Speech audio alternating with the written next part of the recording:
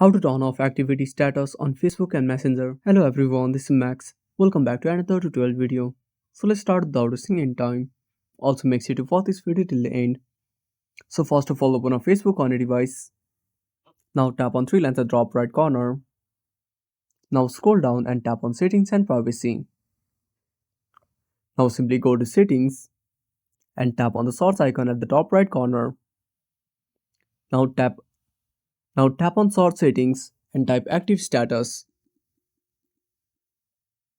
Now click on search.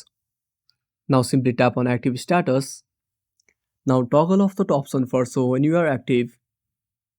Now simply tap on turn off.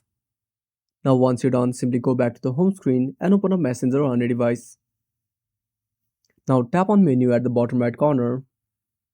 Now simply tap on settings. Now tap on active status. Again turn off this toggle. Now simply tap on pause. And that's it.